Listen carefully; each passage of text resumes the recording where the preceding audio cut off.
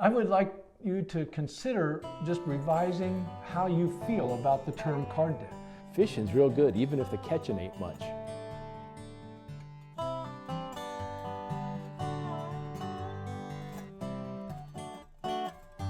One of the things that all serious players struggle with is being card dead.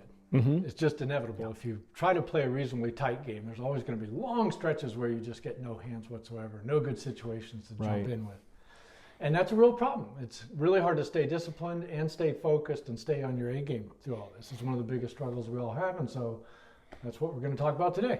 Yeah, in fact, one of our viewers, Jim Giacchino, wrote in and said, talk about being card dead.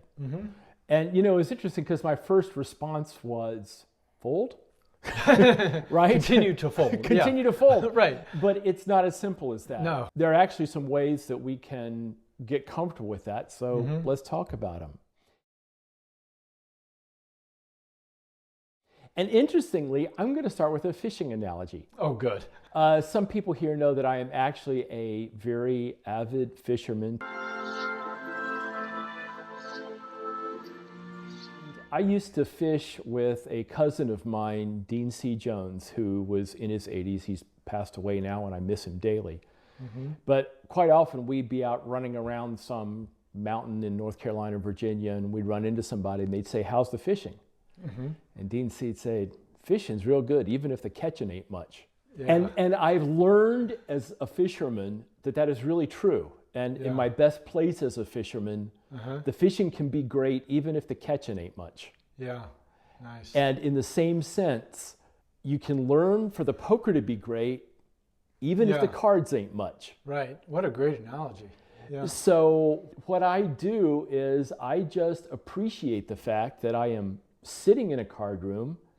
I'm playing poker. If I want coffee, I just need to say, can I have coffee, please? So when you're standing in a trout stream, you don't get to order a coffee. So the poker's even better than fishing. Right.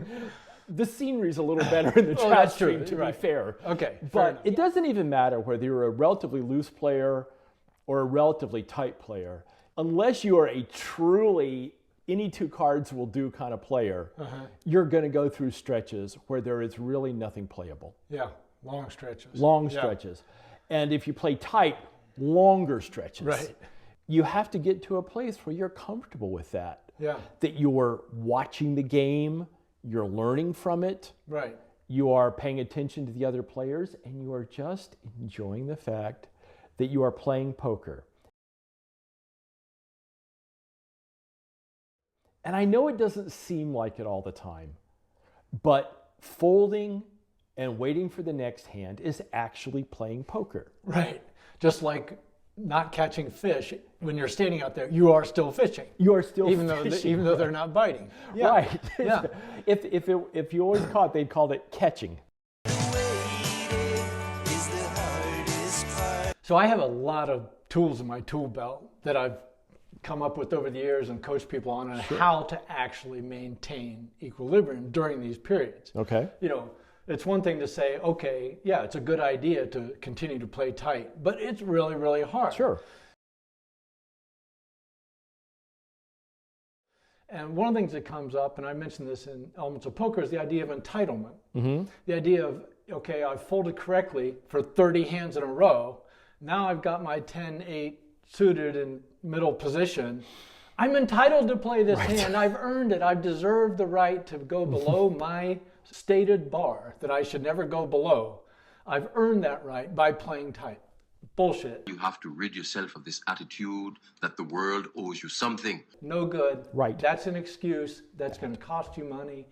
Every time you hear your little voice inside saying, I'm entitled to play this hand because I've been playing good so far, you got to squelch that one. But that's a very particular voice that shows up, right? The entitlement voice.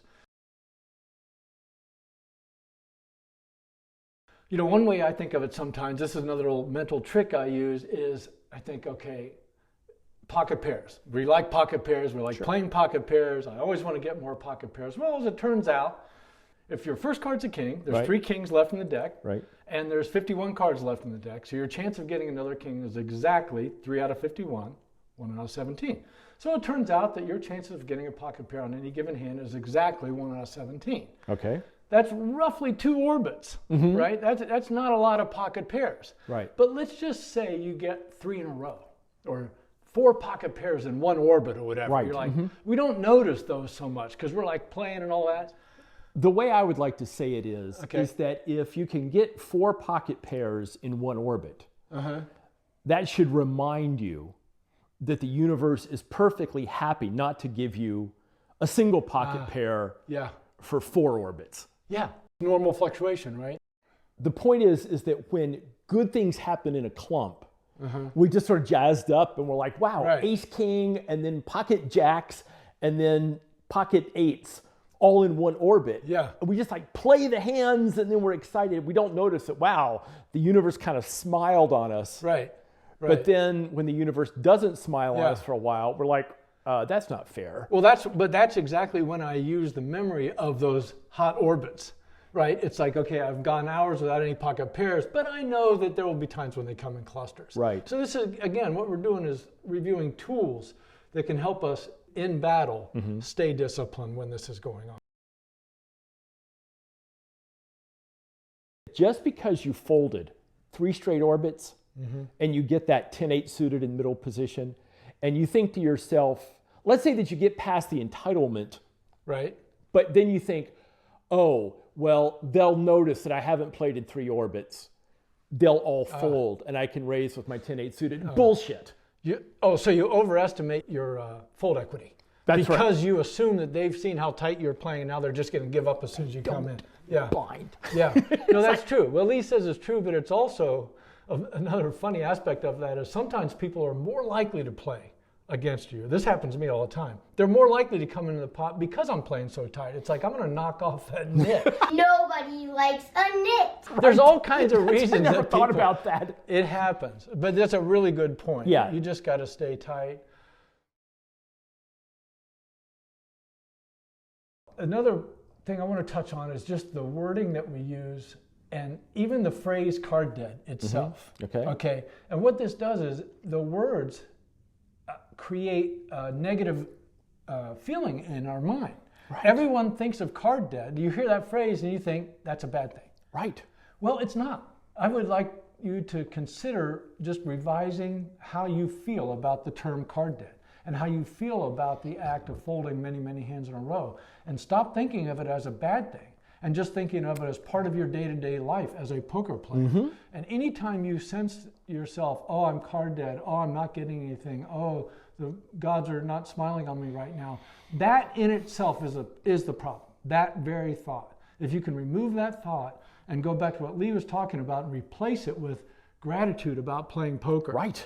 And replace it with focusing on the game, concentrating on the game, thinking about the game, doing everything that you're supposed to do as a poker player while you're folding, and you just keep folding and take pride and joy in your ability to be disciplined and not see card deadness as a problem anymore. I think that's great. And as a matter of fact, in a perfect world, if you're on your A+ game, you're doing things like paying attention to all the pots and how the other players are playing and all that other stuff. Yeah. But even if you're not there, be grateful. Yeah. Be in a mode of gratitude that you are sitting there playing a silly card game on Tuesday afternoon. Exactly. That you are playing a silly card game on Tuesday afternoon. Yeah.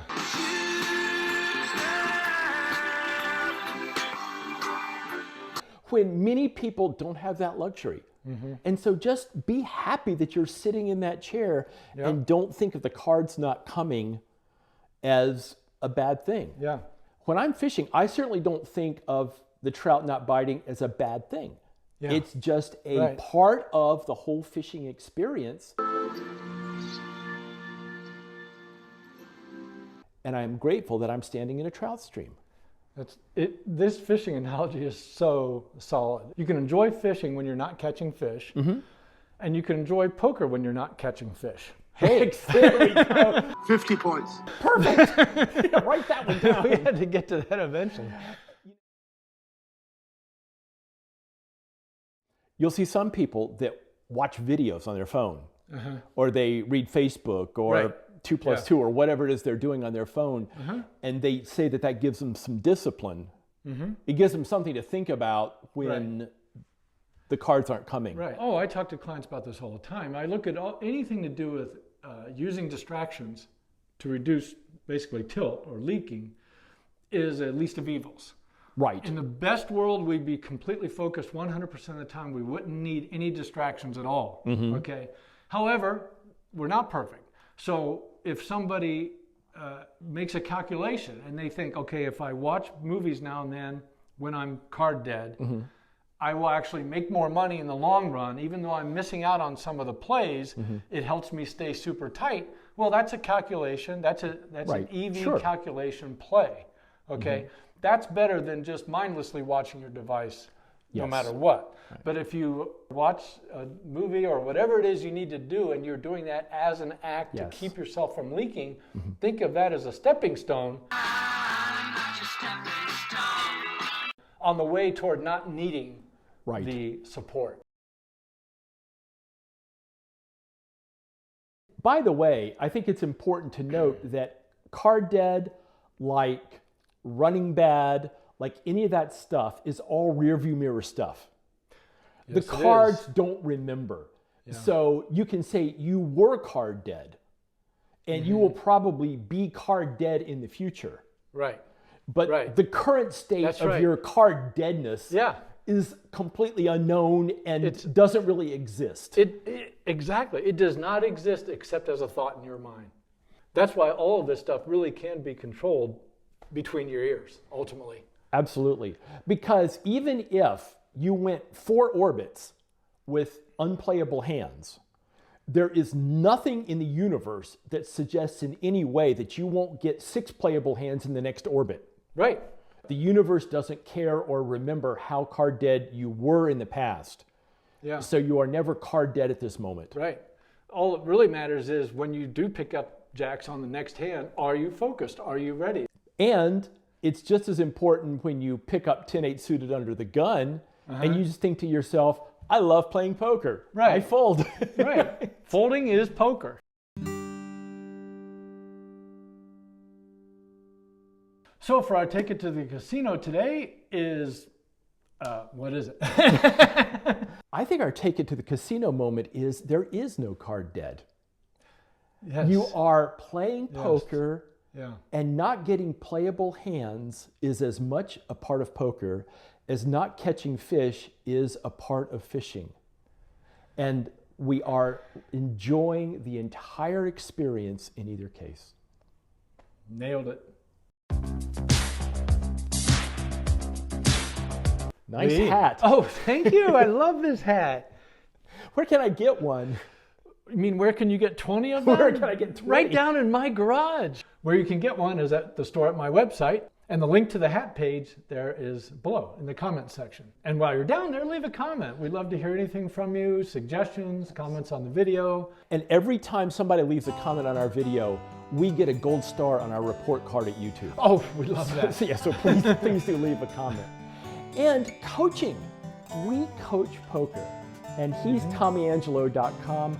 I'm LeeJones.com. And please check out either one of our sites to see the details about our coaching offerings. Thank you so much for watching. We really appreciate it, and we'll see you next Wednesday. Bye.